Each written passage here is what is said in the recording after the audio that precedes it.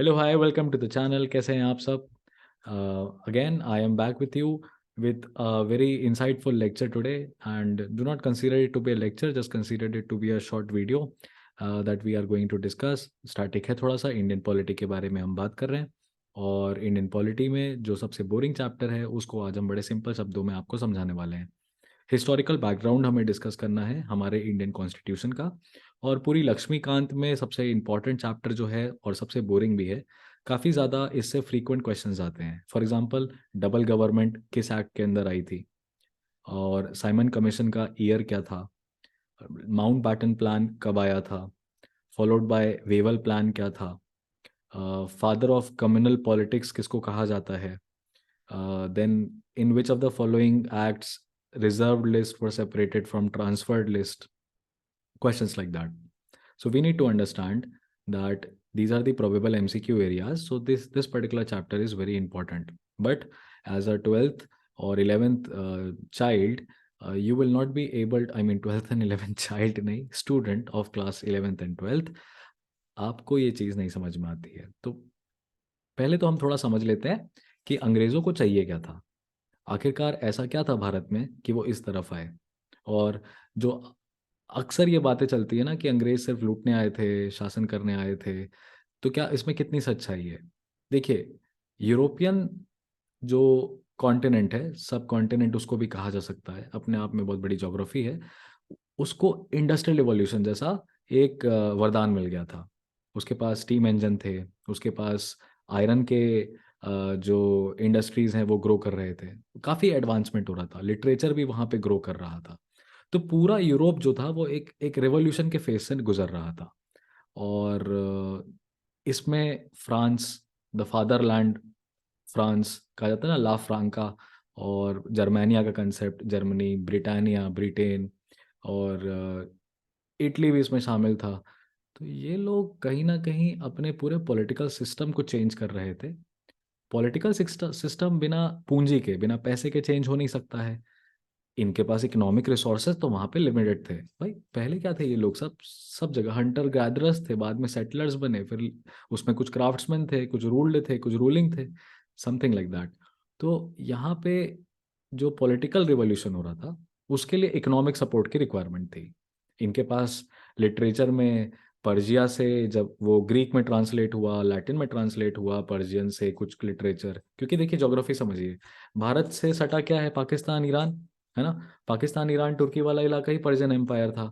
Persian empire से सटा क्या है आपका, इटली, इटली के बाद आपका ग्रीस, इस तरह के कंट्रीज, यूरोप आ गया तुरंत। तो ज्योग्राफी में जो आदान प्रदान हुआ इंफॉर्मेशन का, कहाँ से कहाँ, किस लैंड के बारे में हम जानते हैं, तो वो ऐसे हुआ कि इंडिया से चीज़ें गई, पता चला सबसे पहले किसको, पर्शियन एम्पायर को। उन्होंने अपनी भाषा में लिखा। पर्शियन एम्पायर क्योंकि उनके कनेक्ट में था अपने नेबर के, तो वहाँ का वर्क उसमें ट्रांसलेट हुआ। यहाँ पे हम थोड़ा सा हिस्ट्री का कंजेक्चर समझते हैं। तो सूचना मिली, एक इन्फॉर्मेशन थी यूरोप में कि land beyond Persian empire is full of richness. Definitely ये पर्शियन एम्पायर का, के लोगों का, के जो ट्रैवलर्स थे, अल अल बेरूनी आए, इब्न बतूता आए, इन लोगों का परसेप्शन था जिसको ट्रांसलेट किया गया। तो दे अंडरस्टूड दैट वेल्थ कहीं है, हमको उसको एक्सट्रैक्ट करने जाना है। तो इसी तरीके से वो कुछ यूरोपियंस अमेरिका पहुंचे, कुछ अफ्रीका पहुंचे, कुछ इंडिया में रुके, कुछ साउथ ईस्ट एशिया गए। तो इफ़ यू अंडरस्टैंड दिस, तो उनका इरादा रूल करने का नहीं था, उनका इरादा अपनी इकोनॉमी को स्ट्रॉन्ग करने का था। क्योंकि उनके जो मॉडर्न पॉलिटिकल सिस्टम्स थे उसमें पैसा, लागत लगनी ही थी। इसी सिलसिले में 1600 में ईस्ट इंडिया कंपनी आती है। Britishers came as traders, this is what the line says, in the form of East India Company. Now, what is, why East India Company? Why not West India Company? Why East India Company? Because for Europe, India is at the east. All right. So east here does not mean that instead of Gujarat, they have already had plans for Bengal. No, no, no. They first came to Surat to set up a factory. We all know that. But East India Company, because this was the India which was east. All right. So इसके पास exclusive trading right आया था। Queen Elizabeth one ने grant किया था। You will remember this fact. आप अपनी copy pen लेके बैठे हो तो आप लिखिए, क्वीन एलिजाबेथ वन ने क्या ग्रांट किया था? इनको एक्सक्लूसिव ट्रेडिंग राइट ग्रांट किया था। किसके अंडर? एक चार्टर के अंडर, यानी कि कानून के अंदर, एक डिक्लेरेशन के अंदर। फिर 1765 में क्या होता है, ये कंपनी जो है ये दीवानी राइट्स ले लेती है। अब दीवानी का मतलब क्या है? Right to collect taxes. अब राइट टू कलेक्ट टैक्सेस इसको दिया किसने था? दिया किसने था? तो यहाँ पे हम पढ़ते हैं शाह आलम का नाम, शाह आलम द्वितीय, ठीक है, उनसे मिला था इनको। अब ये इंडियन पॉलिटी का पार्ट नहीं है, ये हिस्ट्री का पार्ट है। तो इंडियन पॉलिटी में कभी नहीं पूछा जाता कि दीवानी राइट्स किसको दिया गया, है ना? किस किस जगह का दिया गया वो पूछा जाता है। तो बंगाल, बिहार, उड़ीसा था। और वहां से इस कंपनी का एक पॉलिटिकल करियर स्टार्ट होता है, बेसिकली ट्रेडिंग करियर स्टार्ट होता है। धीरे धीरे वो पॉलिटिकल रूप लेने लग जाता है। अब पूरे ब्रिटिश में जब ईस्ट इंडिया कंपनी के फॉर्मेट में जब हम जाते हैं तो हमें एक चीज़ समझना चाहिए कि एक कंपनी थी जो यहाँ पे व्यापार करने आई थी, पर वो कई मील दूर थी अपने देश से, और यहाँ के सामान वो वहाँ बेचते थे। दलाल काम काम कर रहे थे बेसिकली। वहाँ का सामान यहाँ टिकाते थे, यहाँ का सामान वहाँ ले जाते थे। फॉर्म ऑफ करेंसी था नहीं, तो बार्टर सिस्टम ही चलता था एक तरीके से कि जो हमें चाहिए वो तुम लो। तो ये कंपनी क्या होती चली गई, थोड़े समय में करप्ट होने लगी। मतलब 1600 से लेके 1773 तक, 1773 तक ये कंपनी ने करीब करीब एक्सप्लॉयटेशन किया। ये 150 सालों में भयंकर तरीके से एक्सप्लॉयटेशन किया, दीवानी राइट्स। इनके चक्कर में तो बहुत बार जंगें भी हुई हैं। 1764 के आसपास में हम बैटल ऑफ बक्सर देखते हैं, उसके बाद ही दीवानी राइट्स मिला था ना अंग्रेजों को। तो उन्होंने बंगाल को काफ़ी हिला रखा था उस टाइम पे। और रॉबर्ट क्लाइव जो थे इस बैटल ऑफ प्लासी में, वो पूरे चेन्नई से चल के इधर आए थे बंगाल में सिर्फ जंग जिताने के लिए। तो काफ़ी ये लोग एग्रेसिव थे अपने ट्रेड को लेके। अब 1773 में क्या हुआ, ब्रिटिशर्स ने, यानी कि जो ब्रिटेन में बैठे लोग थे, उनको लगा कि यार ईस्ट इंडिया कंपनी जो है एक्सप्लॉयटेशन कर रही है, वहाँ पे जाके करप्ट हो गई है। तो एक्सप्लॉयटेशन जैसा कंसेप्ट नहीं था वो उनके हिसाब से, वो ऐसा पैसा था, भेजा गया था, क्वीन ने भेजा था कि भाई जाओ वो लैंड ढूंढ के लाओ, ट्रेड करके आओ, पैसा लेके आओ। अब तुम सारा पैसा संस्था में लगाने की बजाय, सिस्टम में लगाने की बजाय आप अपने पास रख रहे हो। तो अंग्रेजों ने सोचा कि इनके करप्शन से, क्योंकि ऐसा नहीं था कि भारतीयों का एक्सप्लॉयटेशन हो रहा था तो वो सोच रहे थे, वो अपने बारे में सोच रहे थे कि उनका फायदा जो है वो लिमिटेड हो रहा है। तो उन्होंने क्या किया, उन्होंने एक रेगुलेटिंग एक्ट बनाया। रेगुलेट करना था किसके अफेयर्स को? ईस्ट इंडिया कंपनी के अफेयर्स को रेगुलेट करना था। रेगुलेटिंग एक्ट 1773 बनाई गई। और ये कॉन्स्टिट्यूशनल पॉइंट ऑफ व्यू से बहुत इंपॉर्टेंट है, क्योंकि पहली बार ब्रिटिश गवर्नमेंट ने कंट्रोल और रेगुलेट करने की कोशिश करी affairs of the east India company को। दूसरा, उसने पहली बार रिकॉग्नाइज किया कि ईस्ट इंडिया कंपनी के कुछ पॉलिटिकल फंक्शंस हैं, कुछ एडमिनिस्ट्रेटिव फंक्शंस हैं। पॉलिटिकल फंक्शंस भी हैं और एडमिनिस्ट्रेटिव फंक्शंस भी हैं। तो यहाँ पे हम देख रहे हैं कि कंपनी सिर्फ कमर्शियल एक्टिविटी नहीं कर रही है, प्रशासनिक गतिविधियों में भी इन्वॉल्व हो रही है। एडमिनिस्ट्रेशन ऑफ द, किस चीज़ का एडमिनिस्ट्रेशन होगा? अब ये सवाल हमारे मन में तुरंत आना चाहिए। एडमिनिस्ट्रेशन, जहाँ फैक्ट्री सेटअप है उसके चारों तरफ उन्होंने दीवार बना दी। लेबर्स को कहा कि आप इसी कम के प्रेमाइस के अंदर, कैंपस के अंदर रहिए। कैंपस एक छोटे शहर की तरह हो गया। तो ये हुआ यहाँ पे कि एडमिनिस्ट्रेशन उस एरिया का कैसा होगा, क्या नियम कानून होगा। जैसे होता है ना, कहीं पे भी जाओ तो उसका एक पार्किंग स्पेस है, फिर आपका एंट्री एग्जिट पॉइंट है, पब्लिक टॉयलेट्स एक जगह पे हैं। तो पूरा एडमिनिस्ट्रेशन इनको सेट भी करना था, प्लस इनको कंपनी का कॉमर्शियल एक्टिविटी भी करना था, इनको टैक्स भी कलेक्ट करना था लोकल ट्रेडर्स से। तो कहीं ना कहीं पॉलिटिकल और एडमिनिस्ट्रेटिव फंक्शंस पहली बार डिफाइन किए गए। और सेंट्रल एडमिनिस्ट्रेशन जो इंडिया में आया, कि एक केंद्र से पूरे देश पे शासन करना है, जैसे दिल्ली सेंट्रलाइज कहते हैं ना, सेंटर है दिल्ली में, तो पहली बार बंगाल बनाया गया था सेंटर। किसका? एडमिनिस्ट्रेशन का, ब्रिटिशर्स द्वारा। ये खास बात है रेगुलेटिंग एक्ट 1773 की।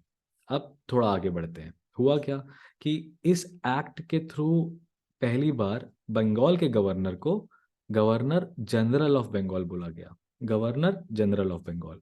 तो क्वेश्चन पूछा जाए कि governor general of Bengal was declared, announced, जो भी, अंडर विच एक्ट? आपका आंसर क्या होगा? Regulating act 1773। सेकंड क्वेश्चन, कौन था पहला governor general? Governor general of Bengal, not of India. अभी बंगाल की ही बात हो रही है। यानी कि जो इनको दीवानी राइट्स मिला था, बंगाल, बिहार और उड़ीसा, वो बंगाल में बैठ के बिहार और उड़ीसा को क्या करना चाह रहे थे? मैनेज करना चाह रहे थे। कुछ हद तक ये लोग मद्रास में भी थे, कुछ हद तक ये लोग बॉम्बे में भी थे। मद्रास यानी तमिलनाडु में, और फॉर ऑब्वियस रीजंस, आप मैप देखो ना, आए इंडिया के गुजरात के पास सूरत में, सूरत के बाद मुंबई, मुंबई के बाद नीचे से घूम के तमिलनाडु, श्रीलंका में भी था इनका कुछ ना कुछ एडमिनिस्ट्रेशन, और तमिलनाडु से क्या, बंगाल। तो जो चाइना मोतियों की माला बुन रहा है, तो ये बहुत पहले बुन के जा चुके हैं हमारे पास, हमारे आसपास से। हिस्ट्री में कितना कुछ है सीखने के लिए। हिस्ट्री एक ऐसी चीज है जहां से आप अपने फैक्ट्स को रिकलेक्ट करके आप फ्यूचर रिकंस्ट्रक्ट कर सकते हो, फ्यूचर रिकंस्ट्रक्ट कर सकते हो। बात में दम है, कोई बात में दम नहीं है, लेकिन पॉइंट समझिए फ्यूचर रिकंस्ट्रक्ट करने का। आपको पता है कि पिछला इतिहास हमारा क्या है, क्या गलतियां हुई हैं, तो हम कहीं ना कहीं वो इन्वायरमेंट से सीख के वापस से वो चीज़ क्रिएट कर सकते हैं ना। तो जो हो चुका है वो फिर से होगा, फ्यूचर रिकंस्ट्रक्ट। घूम गए क्या, वापस आ जाते हैं। अब यहाँ पे गवर्नर जनरल ऑफ बंगाल की बात हो रही है, तो गवर्नर जनरल ऑफ बंगाल को पहली बार क्या किया गया? एग्जीक्यूटिव फंक्शन दिया गया, और यहाँ पे एग्जीक्यूटिव काउंसिल बनाई गई 4 सदस्यों की, 4 मेंबर्स की एग्जीक्यूटिव काउंसिल थी। पहले गवर्नर जनरल थे Warren Hastings, Lord Warren Hastings. अब उसके बाद बॉम्बे और मद्रास के जो गवर्नर्स थे, वो किसके नीचे आए? गवर्नर जनरल ऑफ बंगाल के अंडर आने लगे। इसीलिए कहा गया कि इसको सेंट्रलाइजेशन का ये पहला एक्ट है, सेंट्रलाइजेशन का, यानी कि बॉम्बे और मद्रास को बंगाल गवर्नर जनरल के अंडर कर दिया गया। उसके बाद यहाँ पे इन लोगों के पास बेसिकली क्या थे? पहले ये जो प्रेसिडेंसीज थी, इनको प्रेसिडेंसीज कहते थे, ये सब इंडिपेंडेंट थी। फिर इसी के अंदर supreme court of Calcutta establish किया गया 1774 का, जिसमें कि एक चीफ जस्टिस था, 3 जजेस थे। तो हमने क्या देखा कि गवर्नर जनरल ऑफ बंगाल की जो एग्जीक्यूटिव काउंसिल थी, उसमें 4 सदस्य। जो कोर्ट सेटअप हुआ था सुप्रीम कोर्ट एट कलकत्ता 1774 में, उसमें 4 जजेस, एक चीफ जस्टिस, 3 अदर जजेस। ठीक है, यही बन गया बाद में सुप्रीम कोर्ट ऑफ इंडिया भी, देखेंगे आप। ठीक है, अभी तो फिलहाल ये मतलब पॉलिटिकली जो अभी लोकेशन है सुप्रीम कोर्ट एट कलकत्ता की, वो high court of West Bengal है।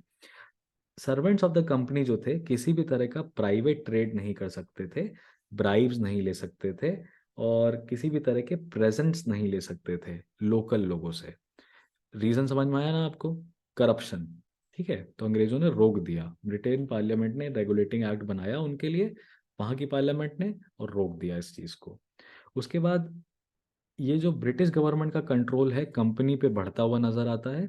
और जो ब्रिटिश है, वो कंपनी के, हर कंपनी में डायरेक्टर होता है, तो कोर्ट ऑफ डायरेक्टर्स जो थे कंपनी के, उनको कंट्रोल कर रही थी। उनको क्या कहा ब्रिटेन ने?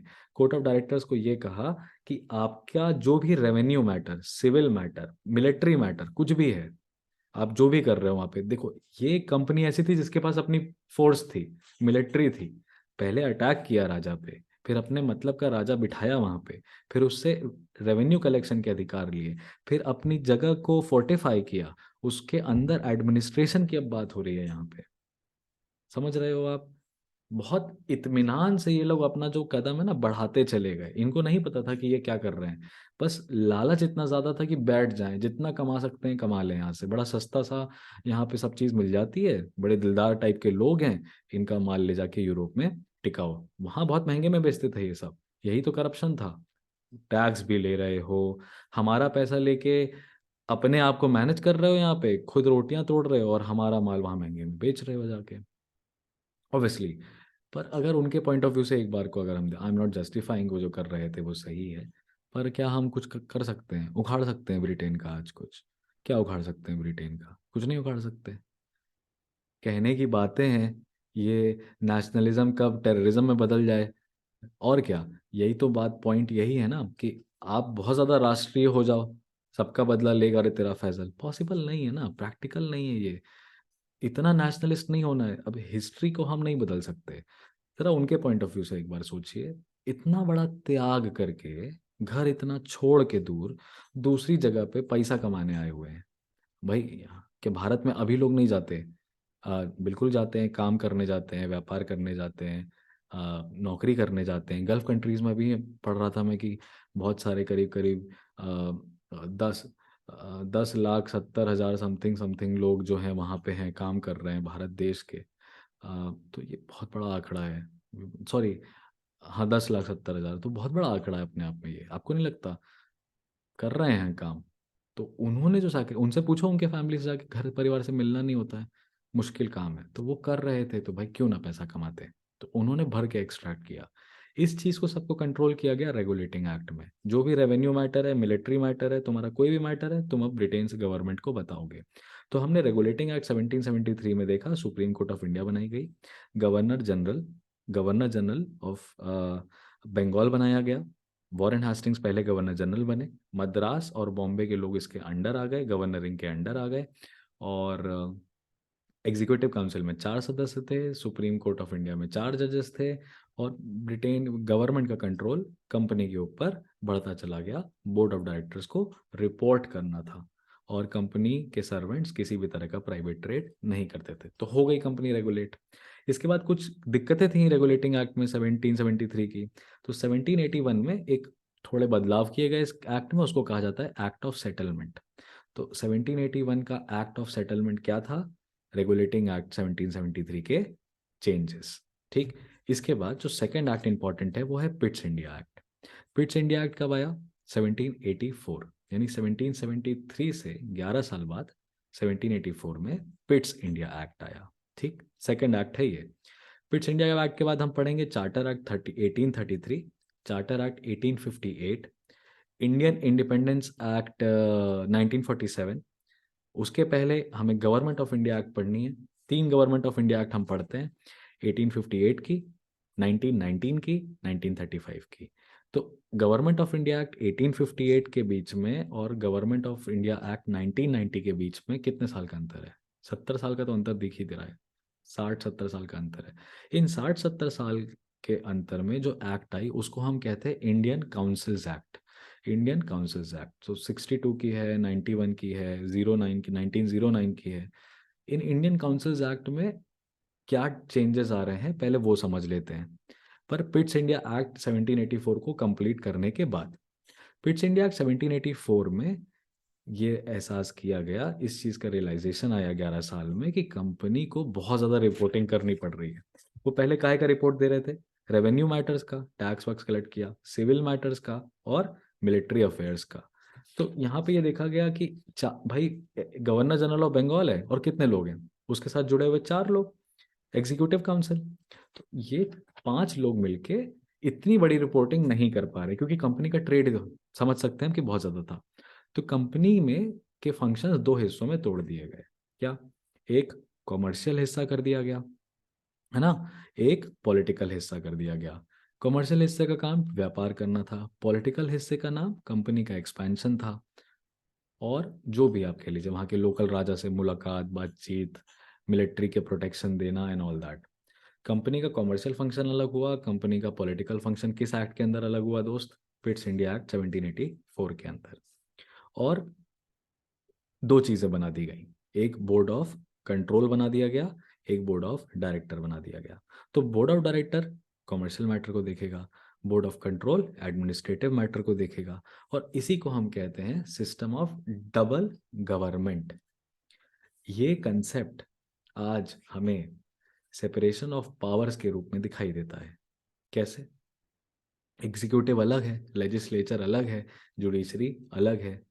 मिलिट्री मैटर्स किसको दिए गए? एग्जीक्यूटिव को दिए गए, पार्लियामेंट बना। तो यहाँ पे हम अगर कंपनी के पॉइंट ऑफ व्यू से देखें, तो कॉमर्शियल को जैसे ही आपने एडमिनिस्ट्रेशन या पॉलिटिकल से अलग किया, आप ये कह रहे हो कि एक कंपनी है, उसके 2 फंक्शन है, एक घर के अंदर, एक घर के बाहर। तो घर के अंदर वाला बोर्ड ऑफ डायरेक्टर, घर के बाहर वाला बोर्ड ऑफ कंट्रोल, है ना, डिवीजन ऑफ लेबर भी तो हो सकता है ये। तो ये जब हुआ पिट्स इंडिया एक्ट 1784 के अंदर, तो बोर्ड ऑफ कंट्रोल को सारे ऑपरेशंस करने के लिए सिविल, मिलिट्री सब कुछ दे दिया गया। Now too much power makes you corrupt. बहुत ज्यादा पावर आपके पास आ जाए तो आप क्या हो सकते हो?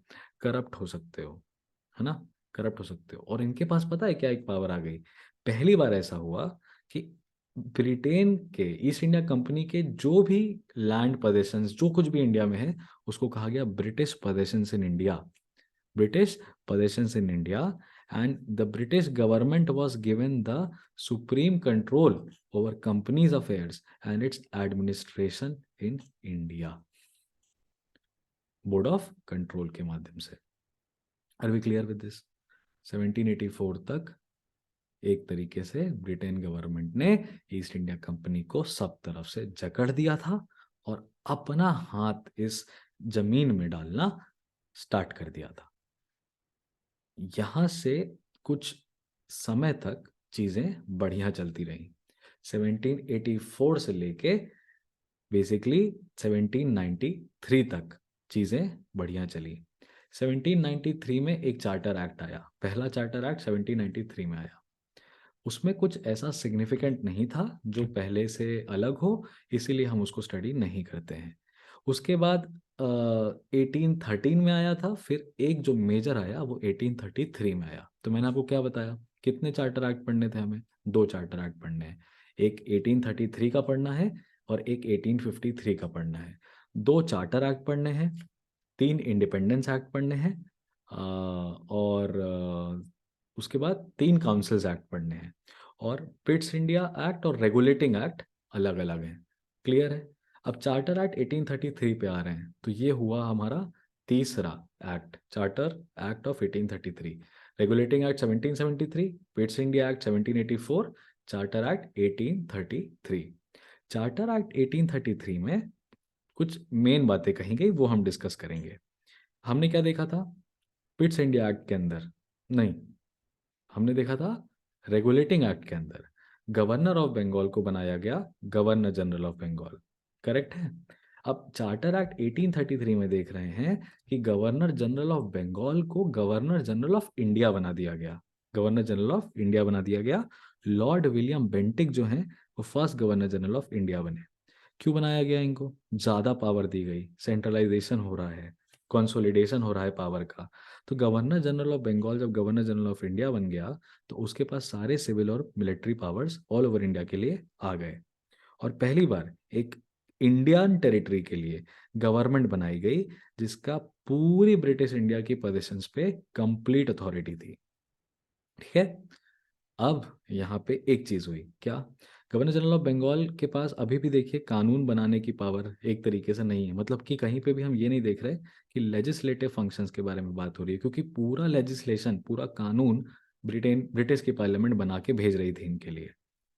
अब यहाँ पे क्या हुआ कि थोड़े बहुत कानून बनाने की पावर जो थी, जिसको हम रेगुलेशंस कहते हैं, वो कौन निकाल सकता था? गवर्नर जनरल ऑफ इंडिया निकाल सकता था.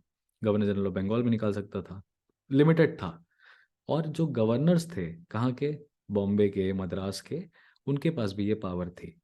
अब चार्टर एक्ट 1833 में जब गवर्नर जनरल ऑफ इंडिया बना दिया गया तो गवर्नर जनरल ऑफ इंडिया को सारी पावर्स दे दी गई और बॉम्बे और मद्रास के गवर्नर्स को लेजिस्लेटिव पावर से मुक्त कर दिया गया, छीन ली गई उनसे वो ताकत.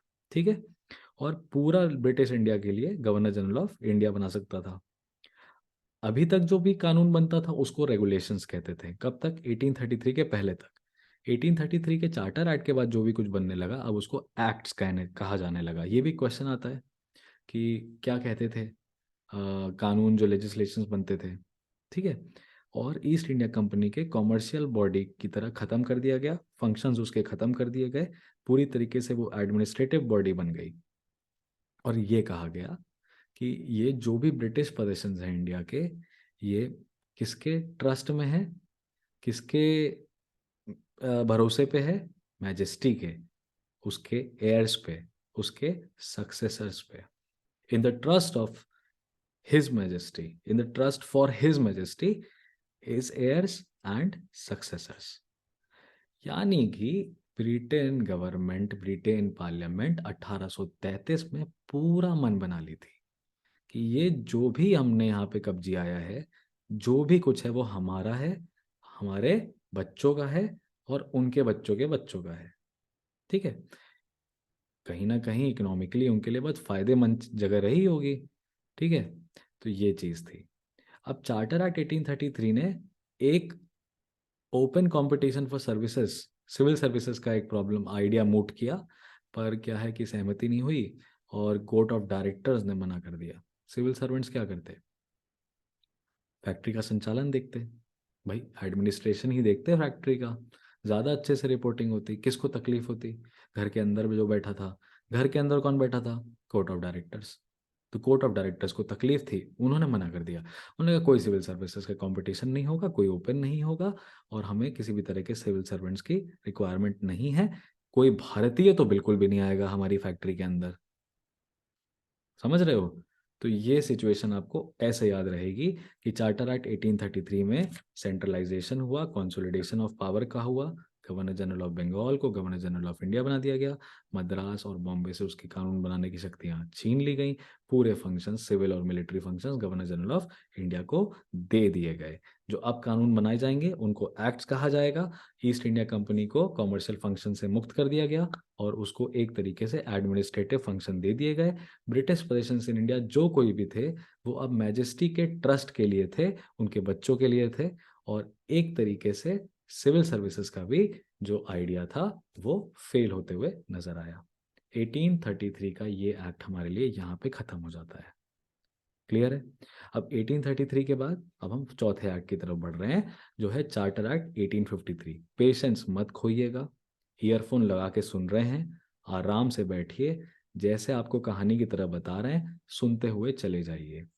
इसके बाद इससे रिलेटेड जो भी इंपॉर्टेंट पीडीएफ है उसका लिंक मैं आपको डिस्क्रिप्शन पे दे दूंगा। डिस्क्रिप्शन में ना मिले तो क्लैट 365 लिख के टेलीग्राम पे चेक कर लीजिएगा, उस चैनल में पड़ा हुआ है इसका पीडीएफ, वहां से हम पढ़ लेंगे। तो अभी मेरी बातों को बस आपको सुनना है, आंख बंद करके सुनिए, खाना खाते खाते सुनिए, सोते समय सुनिए, बस सुनते चले जाइए कि हम आपको ये पॉइंट वाइज कैसे ब्रेक कर रहे हैं, स्टोरी क्या है, कैसे ब्रिटेन गवर्नमेंट अपना जो पंजा है इस देश में बढ़ाते जा रही है। 1853 की जो चार्टर एक्ट आई, ठीक है, ये लास्ट चार्टर एक्ट है एक तरीके से, है ना। अब इसके बाद 1853 के बाद क्रांति हो गई, 1857, first war of independence 1857। British को लगा कि यार ये लो जनता पागल हो रही है यहाँ पे। अब जनता पावर हो रही है तो उन्होंने सोचा कि यार हमने एक एजेंट बैठा रखा है। कौन बैठा रखा है? अपना गवर्नर जनरल बैठा रखा है।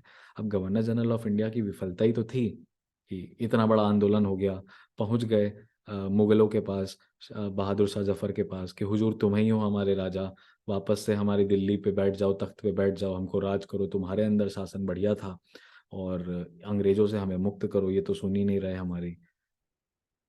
गवर्नर जनरल ऑफ इंडिया का फेल्योर ही है ये कि वो इस चीज़ को कंट्रोल नहीं कर पाए, जबकि उनको इतना बड़ा यूनिट दिया गया था। कौन सा यूनिट था 1853 के अंदर, हम उसको देखते हैं। अब बात क्या हो रही है यहाँ पे कि अभी तक हमने देखा कि एक वर्सन है जो कि पूरे देश के लिए कानून बना रहा है, मतलब जो भी इलाके इन्होंने कैप्चर कर रखे थे जहाँ पे भी इनकी फैक्ट्री थी, भारतीयों का कोई रोल था नहीं, सिविल सर्वेंट्स भी नहीं बनने दिए। तो कहीं ना कहीं अब बात होने लग गई कि भारतीयों को इन्वॉल्व करना चाहिए। किस तरीके से? फैक्ट्री के संचालन में, क्योंकि कितने लोग बाहर से आएंगे तो यहीं से उठा लेते हैं, लोगों को उठाना स्टार्ट करते हैं। इस आइडिया से पहली बार क्या किया गया, लेजिस्लेटिव और एग्जीक्यूटिव फंक्शंस को अलग किया गया। आप ये बात समझ पा रहे हैं क्या? पिट्स इंडिया एक्ट 1784 में हमने क्या देखा था? Board of double government, board of directors, board of control, board of directors अंदर, बोर्ड ऑफ कंट्रोल बाहर। ठीक, क्या किया गया था उसमें? उसमें कॉमर्शियल फंक्शंस और एडमिनिस्ट्रेटिव फंक्शंस को अलग अलग किया गया, एक तरीके से यही कह सकते हैं, कह रहे हैं, ठीक है। अब उसके बाद जो 1853 का एक्ट है, यहाँ पे एग्जीक्यूटिव लागू कराने का और बनाने का पावर अलग किया गया। तो अभी हमने, आप मैनेजमेंट समझिएगा, मैनेजमेंट ऐसा है कि बोर्ड ऑफ कंट्रोल और बोर्ड ऑफ डायरेक्टर सबके ऊपर बैठता था ना उस समय, गवर्नर जनरल ऑफ बंगाल, है ना, सबके ऊपर बैठता था। अब बहुत ज़्यादा पावर है उसके पास, तो अब हमें क्या करना है, पावर को तोड़ना है, लागू करने वाले अलग, बनाने वाले अलग। पर इस दो, अभी भी एग्जीक्यूटिव और लेजिस्लेटिव का हेड कौन है? अभी भी कौन है? Governor general of India. अब governor general of India is a position synonymous to president of India. का है भैया? प्रेसिडेंट हमारे यहाँ पार्लियामेंट का भी पार्ट है, प्रेसिडेंट हमारा सरकार का भी, एग्जीक्यूटिव का भी पार्ट है। प्रेसिडेंट से सरकार भी सलाह मशवरा करती है, काउंसिल ऑफ मिनिस्टर्स सलाह मशवरा करते हैं, और प्रेसिडेंट जब होता है तो वो ज्वाइंट सिटिंग बुला लेता है पार्लियामेंट की। प्रेसिडेंट के ही साइन करने से कानून बन सकता है। हुआ ना एग्जीक्यूटिव और लेजिस्लेटिव का दोनों का पार्ट, वही था गवर्नर जनरल ऑफ इंडिया यहाँ पे। तो कहा गया कि आपके लिए एग्जीक्यूटिव फंक्शंस अलग हैं, वो आप अपने एग्जीक्यूटिव काउंसिल के साथ करिए। कानून बनाने के लिए एक 6 सदस्यों की लेजिस्लेटिव काउंसिल बना रहे हैं। लेजिस्लेटिव काउंसिल का काम क्या रहेगा? कानून बनाना आपके साथ बैठ के। उसमें क्या किया गया? उसमें एक 6 जो लोगों की जो लेजिस्लेटिव काउंसिल बनाई गई, उसमें लोकल रिप्रेजेंटेशन के बारे में बात किया गया।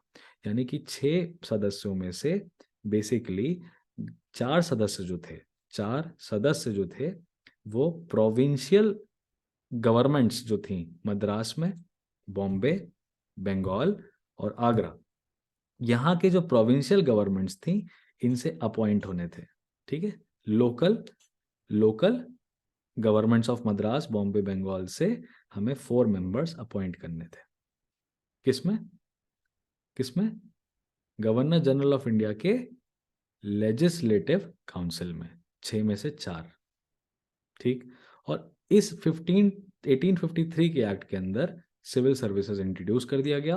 1854 में सिविल सर्विसेज के लिए पहली कमेटी बनाई गई लॉर्ड मैकॉले द्वारा। और कंपनी का जो रूल है, कंपनी का जो रूल है वो बेसिकली एक्सटेंड कर दिया गया। जो इंडियन टेरिटरी में जो भी पोजीशंस थे वो अभी भी ब्रिटिश क्राउन के लिए थे, लेकिन कब तक थे, कब तक रहेंगे, इसके बारे में कोई इंफॉर्मेशन नहीं दी गई। यहाँ पे हमें दिख रहा है 1853 में कि अब वो जाना ही नहीं चाहते। उनके इरादे ऐसे हो गए हैं कि अंग्रेज अब भारत से जाना ही नहीं चाहते, कि कंपनी का रूल कब खत्म होगा। इनडेफिनेट रूल करना चाहते थे। लेकिन एक बात ये भी है कि उसमें एक कैच ये भी था कि अगर ब्रिटेन पार्लियामेंट चाहे तो कंपनी का रूल एंड कर दे, और ऐसा हुआ भी। ऐसा हुआ भी, कंपनी का रूल एंड किया गया। कब? जो हमारे पास आई government of India act 1858। Charter act 1833 के बाद चार्टर एक्ट 1853 में ज़्यादा कुछ परिवर्तन नहीं हुआ। सिविल सर्विसेज जो नहीं लाए थे 1853 में ला दी गई।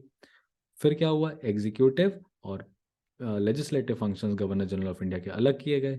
लेजिस्लेटिव काउंसिल बनाई गई 6 सदस्यों की। उस 6 सदस्यों में से 4 लोग प्रोविंशियल नीचे स्टेट लेवल पे थे, तो बॉम्बे, मद्रास, आगरा और बंगाल से लाने थे। ये हमने देखा। अब 1857 की क्रांति के बाद गवर्नर जनरल ऑफ इंडिया से नाराजगी है।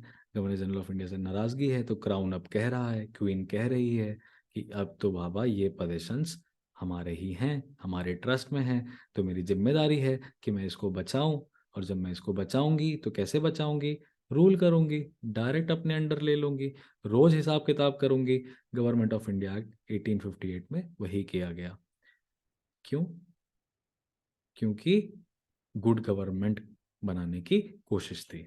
इसीलिए इसको act of good government of India कहा जाता है। याद रखिएगा, गवर्नमेंट ऑफ इंडिया एक्ट 1858 को क्या कहा जाता है? Act for the good government of India. At this particular point, I am closing the episode 1 of Indian Polity Lakshmikant explainer videos. I'll see you guys in the next. कैसा लगा आपको ये video? Comment section में मुझे ज़रूर बताइएगा। और तो और अगर आपको लगता है कि सही चल रहा है, कंटेंट बढ़िया है, ज्ञान मिल रहा है, लेते चलो, तो मेरा मनोबल अच्छे कमेंट्स देके प्लीज़ बढ़ाएं। मिलता हूँ आपसे हमारे अगले एपिसोड में।